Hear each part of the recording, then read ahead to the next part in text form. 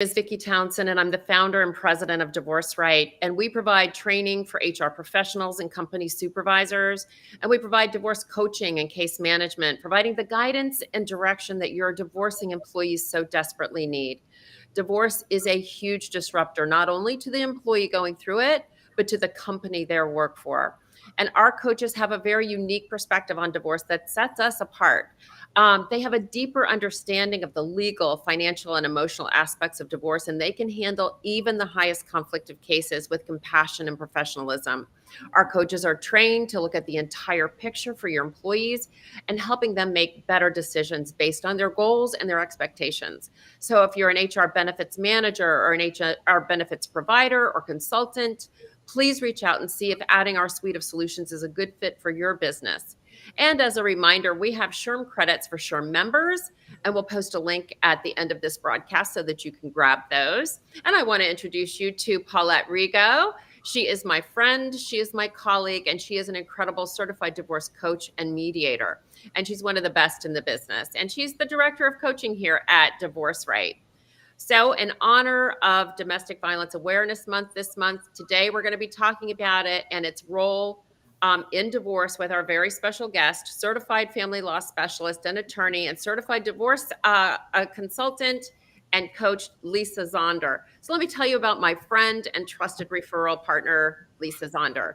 She's been certified by the state of California Board of Legal Specialization since 1999. She's a divorce lawyer with over 25 years of legal experience, including experience with celebrity divorces, experienced peacemaker as a mediator and collaborative divorce attorney. Lisa works with families to make divorce transitions smoother, more civil, and less costly, particularly through alternatives to the traditional divorce process, which is what we love.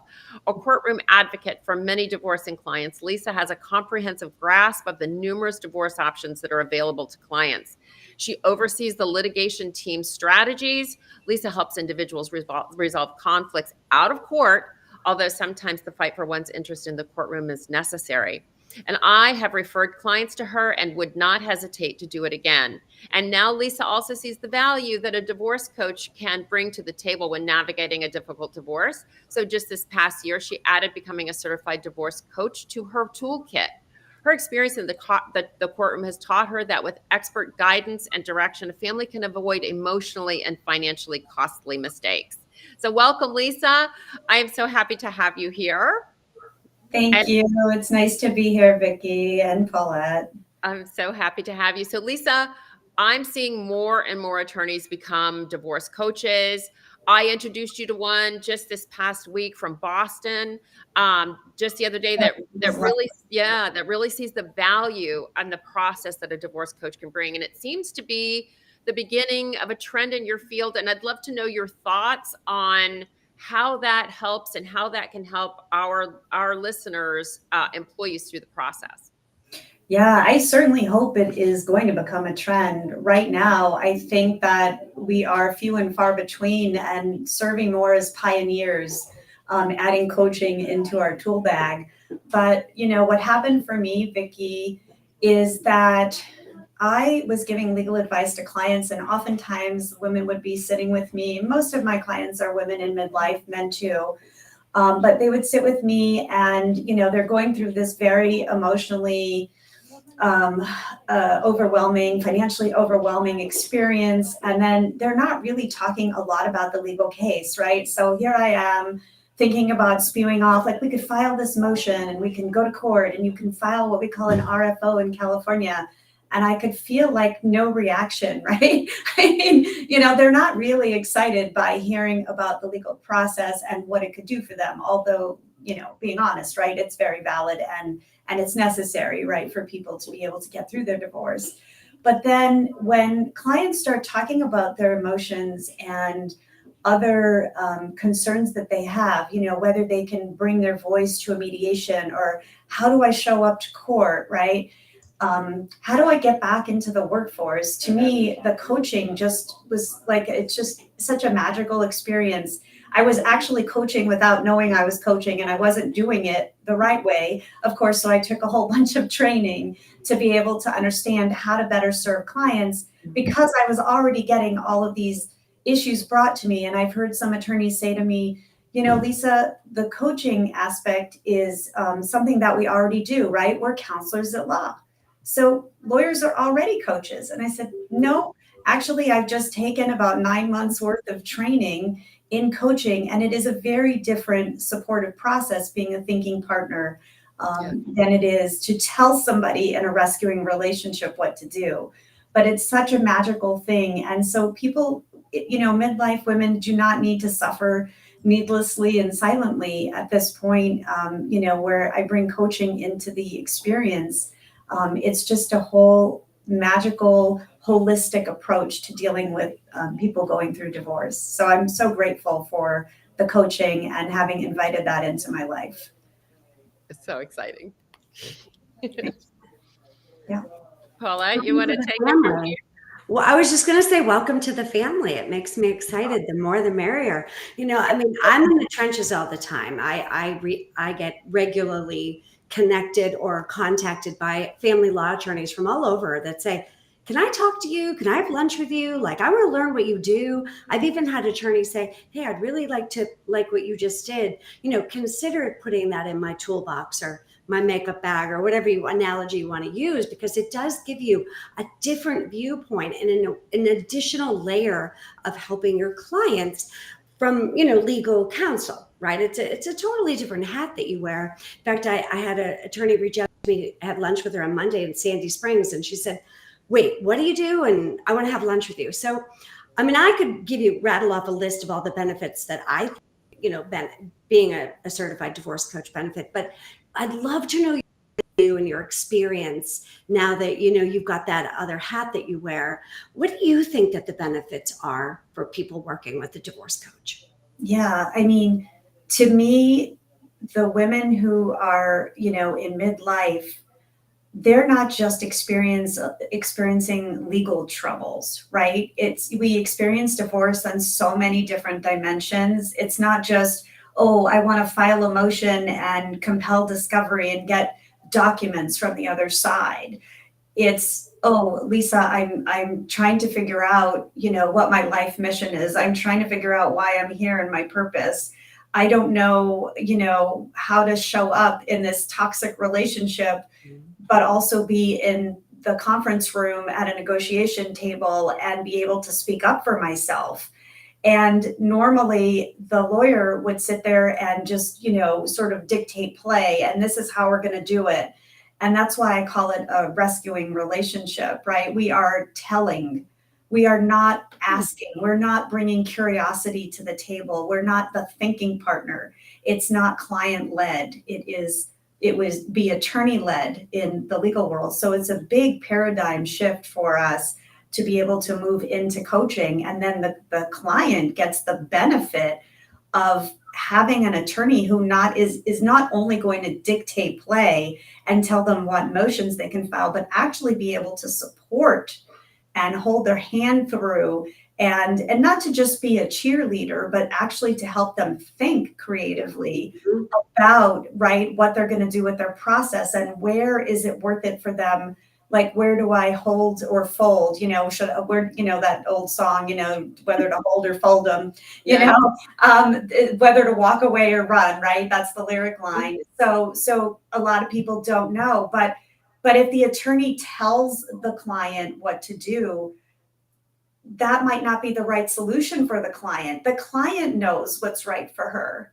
Okay. It's up to the client. The client is living her life. She has many factors. It's a multi-factored decision on her part, whether she accepts a certain settlement or not. And so we listen to the clients, we challenge their thinking, we bring in a lot of tools with us in our toolbox to be able to support a client in a way that attorneys are just not naturally, instinctively trained to work with a client. So I think it adds like a whole different dimension, and it gives us an ability to be much more holistic in our approach with the clients. And it isn't just women, we want to clarify. We also work with men too, right? Although I know we're focusing a little bit on the domestic violence this month, as we should, October being Intimate Partner and Domestic Violence Awareness Month. But you mentioned it, like improving their self-confidence and helping them make decisions that are on their terms. They don't know, they may have this feeling of, I don't know exactly what I want, but I need to uncover it and kind of peel away the layers and kind of dig. That's an exploration of clarifying their wishes and goals and developing solutions. And it's this excavation of them exploring a part of themselves that they usually didn't connect to for whatever reason, because of something in their marriage that felt like a battle. And now it's like, oh, a whole responsibility for their future that now, I hate to say it, is their responsibility, because no one's going to do it for them. So that's exciting, but it's also scary, and holding their hand and helping them figure that out together. Yeah, to your point, it is a whole new dynamic, and it's also a whole new industry, for lack of a better word, to an industry that's never had something like this before, with that holistic support system. If I could just kind of switching gears, because in honor of Intimate Partner and Domestic Violence Awareness Month, I would like to kind of switch gears and get back to your attorney hat on for a moment. And let's talk about what you're seeing in the courtroom around domestic violence. God bless you. I know that there's some new legislation in California, Senate Bill SB 553, and how that impacts employers in the state of California. So what's going on in the courtrooms, Lisa? Okay, so let me just say first that while my team at Zonder Family Law Group, we do handle divorce every single day, domestic violence cases can definitely be considered a subspecialty for those attorneys, the firms handling them. By no means is it our specialty, so I don't want to be, proclaiming here some expertise here. But when you and I spoke, Vicki, first off, we recognize that this is, Domestic Violence Awareness Month. But the other thing that comes up for me is like, okay, I wanted to know what in recent weeks has been happening. Are there any new developments? And so I researched, and I came up with this very interesting piece of legislation that is now up for grabs. And if it's enacted, so it's going to require virtually every employer in California to adopt a very comprehensive workplace violence prevention plan. And if it passes, it's going to be in effect starting July 1, 2024. And so this SB 553 bill, as far as I know, it's already passed the California State Assembly Appropriations Committee. I am not very keenly dialed in, so I don't want to get into too much technicality, but it looks like a prior version of this legislation was directed more toward healthcare settings. And now with these new amendments that are recently being introduced, and this is only in the last so many weeks, it's going to look a lot like Cal OSHA's draft regulations on workplace violence prevention. And so from what I understand, Cal OSHA has been working on for the last 6 years, roughly, some kind of prevention standard. And so let me just give you the highlights here, just the quick hits of what this looks like. So it would require virtually every California employer to implement a comprehensive written workplace violence prevention plan. And that's a pretty big deal because, somebody's going to have to figure out what that looks like inside the company. It also is going to ensure that this comprehensive written plan has effective procedures to accept and respond to employee workplace violence reports. Now, I mean, that's a pretty big obligation, the onus being on the employer, right, to know how to properly handle these types of reports by employees. And review the plan, record the workplace violence incidents in a log and with some details, and provide training to their employees. And there's all kind of criteria around that. Again, I don't want to get into the technical detail. This is just a highlight. And to keep their training records. And so this is just something to know that if you're an employer, this could be an obligation that you might soon be, dealing with and grappling with. Yeah, I think that's very, very important for employers to understand what their obligations are going to be when and if this passes. And it sounds like something that would be a super valuable thing for men and women as they go through this. Yeah. Another thing that you and I talked about is how domestic violence is used as a weapon in custody matters. Can you speak to that a little bit? Can we just back up just 1 second, Vicki? I'm sorry. I want to answer your question, but just backing up for a second, because one other thing for the employers to know is how to recognize the domestic violence when it's happening at the workplace. And so they might be looking for some physical signs, an employee coming in with bruises or injuries, having a lot of unexplained absences, being very highly clothed, even in weather when it would be warm and you wouldn't expect them to be looking that way. Some emotional distress, like you might see them getting startled easily, crying more frequently, maybe wearing sunglasses around to hide bruising or lack of sleep. Just looking at the behaviors, noticing that there's something changed. And isolation, they may be avoiding interactions in the workplace and withdrawn and isolated. So those are just things I wanted to point out because, that would be important, obviously, as an employer and HR personnel to be aware. Another one is excessive cover-up, makeup to camouflage bruises in a very excessive manner that becomes rather obvious. Yeah, So this is such a heavy topic, and it's so important. I see an excessive sensitivity to loud noises or being sensitive to maybe feeling like somebody's sneaking up on them when they're not. It's just a matter of they're feeling a little bit jumpy. That kind of like anxious feeling of an abrupt change or loud noise or something, just being hypersensitive to things like that. That's something I see where they're just, even when they come to see me, they feel like they're just not just walking on eggshells, but beyond that, like walking on broken glass. It's just unsafe. Hypersensitivity. Yeah, they're unsafe. They're unsafe. Right. So can we talk about how this is the opposite of that, I think, but it's how it's used in custody matters. Definitely. Negatively.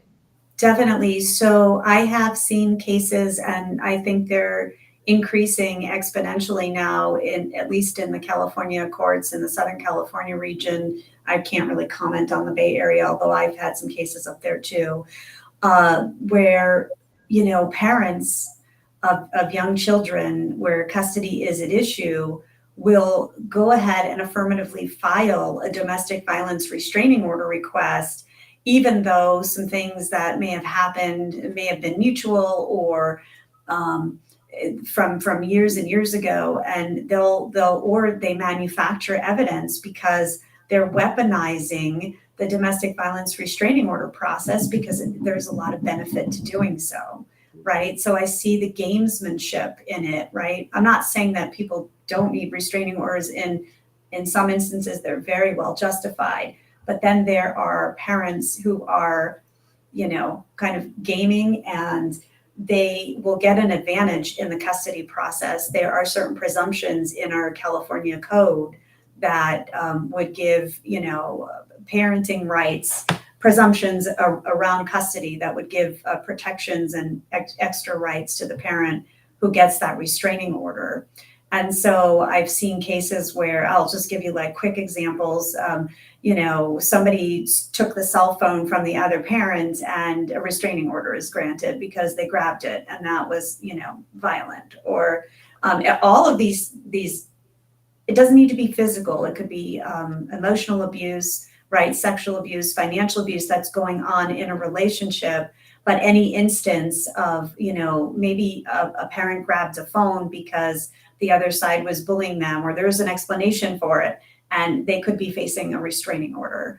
right? And then suddenly it affects their kids, it affects spousal support. There are all kinds of presumptions and impacts and repercussions for having that domestic violence restraining order. So one of the things that concerns us a lot is whether the domestic violence restraining order is actually needed, or is it being used for gamesmanship and, one-upping in the courts? And I think the courts have a very difficult job trying to, sort out, Decipher, yeah. is this real, or is this just, and some are manufactured, and sometimes what happens is the victim, will apply for a restraining order, and the bullying perpetrator, and by the way, male and female, I've seen it both ways. I've had male clients who are abused too.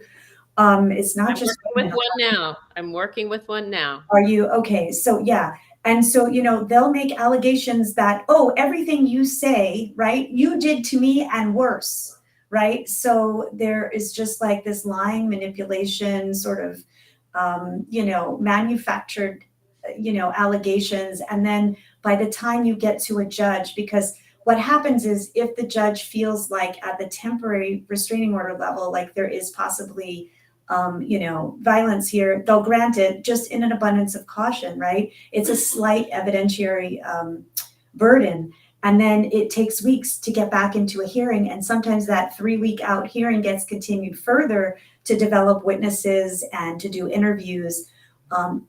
So it's definitely something that could be used inappropriately. Most of the time, I would hope and like to think that most people are seeking restraining orders for valid reasons. What's more concerning is the people who don't pursue restraining orders when they actually need them because they're so afraid. I have had clients who are in such mortal fear of the father or the spouse who's perpetrating the violence. Let's say it's the dad, that no one will come close to even asking for a restraining order, even with significant emotional abuse or physical abuse. And to me, that's just criminal, right? I mean, that's just a tragedy. It is. It's become, and there's a lot of head work in there too. And you mentioned something that was really interesting, and I want to raise this awareness with everybody too. It's not just physical abuse that we're talking about here. We're also talking about financial abuse, withholding funds, withholding credit cards, right? All of that stuff. And emotional abuse as well, which is neither of those, although financial, you possibly could have a paper trail, but it's really hard when it's emotional abuse and when it's financial abuse compared to the visible signs that people accept as domestic violence. Yeah. I've also seen a lot of just really harassing texts.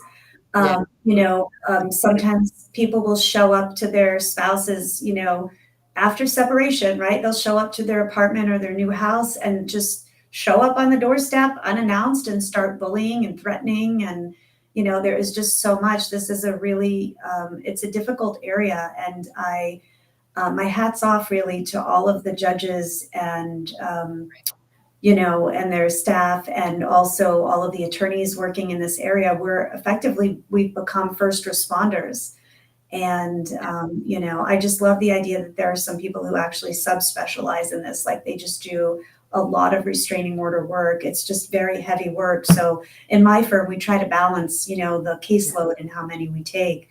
And the other thing that I would mention to you, Vicki and Paulette, is that, before these cases go to court for the domestic violence restraining order hearing, in California, they're asked to go to mediation. Yeah. And the mediation is a bit of a misnomer. It's a child in reporting counties and recommending counties, it's considered a child custody recommending counselor, CCRC. And they call it mediation, and you would assume you just go in and you negotiate a resolution. But in, like, for example, here locally in our Ventura courts, they make a recommendation. In LA, they don't necessarily make recommendations unless they're recommending potentially, like, to the judge, hey, go ahead and get a deeper psychological evaluation of a parent or both parents. So the mediation is mandatory. If there is domestic violence, they will have the parents meet separately with the social worker. but not all the mediators. They do have to have some sort of like marriage and family, some kind of master's degree level counseling, right? Which is good, and it's good for fundamental, like training. But I think my understanding is, and if I'm wrong, please correct me if anyone knows, but I think they're required only 16 hours in domestic violence, which to me isn't a boatload of training. And then they have to make decisions around, it's they're truth seeking, they're trying to figure out what happened. And, sometimes the victim can be perceived as the liar because they're the one hysterical and reactive, and, they appear more chaotic, right? And so they're not as sympathetic. And then this abusive, the other spouse could be a narcissist or a bully or an addict, addicted with drugs, alcohol use. And they come in and they're just like so suave and charming and credible because they're pulled together because, they aren't experiencing the violence. They're handing it out, right? And so, and the mediators sometimes can't tell. And so what a tough job it is to really discern, who's the perpetrator and who's the victim. And sometimes they get it backwards. Yeah. It's really a shame, and it's this is a very tough, a tough issue. How much training do they have with power imbalances? That's also a question. Oh gosh, yes. That's I know we're coming up on the end of this. So I know you've provided some resources that you use in the California area. Why don't you tell us about those? And I will also put just a reminder, we do have SHRM credits for our listeners that are members of SHRM. So we will post that after that. But talk about a couple of resources for California. And as I was researching these sites, I found that they offer some really invaluable information for others. So where do you want to start first? So you have hbcfl.org, which is Harriet Buhey Center for Family Law. And they are in Los Angeles, and they assist low income and self-represented litigants. They're a great resource. A lot of attorneys volunteer their time in the LA area to help out. And so that's a great resource. You also have Levitt and Quinn. They are on Beverly Boulevard in LA. They do charge an intake fee, but then they offer sliding scale fees based on clients' income, and they offer services there as well. There is the Domestic Violence Project at the LA Superior Court, which does actually help. I don't know if we listed that one, but we do, but I'll put that up. What was it again? It was the what? It's the Domestic Violence Project at the Superior Court, and that assists clients in obtaining temporary restraining orders. And then there's always the family court facilitators. So they have in LA courts, like in almost every court, a family law facilitator that helps with the child and spousal support and other issues that need to get sorted out in the context of these domestic violence cases.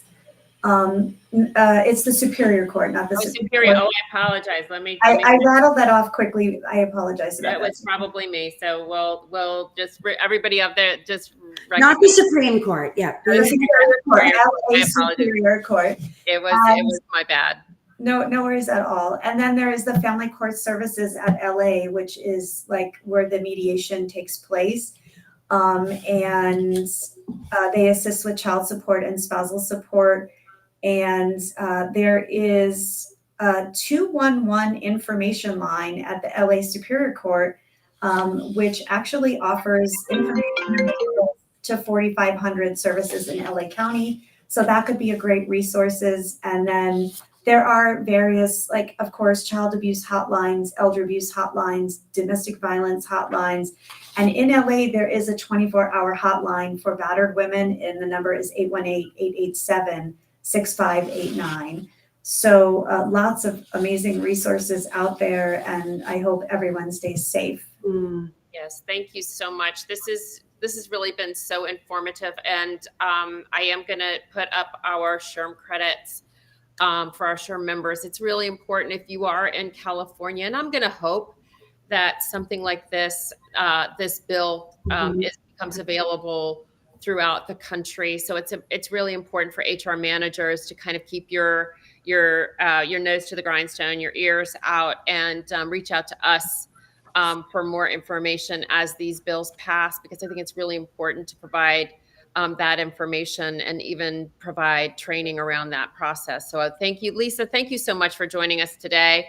Everybody, I hope that you will join us next week. We have Sarah Zabel. She is a former family law judge from Miami-Dade County in Florida. And she's going to be talking about a view from the bench, what she sees, and how you can support your employees so that they don't make the mistakes that she saw on a regular basis. So join us next week. We look forward to bringing you more information about how you can support your employees through such a traumatic and disruptive experience, not just at their home, but at their workplace as well. Lisa, thank you so much. Paulette, thank you again. I will see you next week. And thank you all for listening. And we look forward to supporting you more in the coming weeks. Thank you so much, everybody, and have a great week. Bye-bye for now.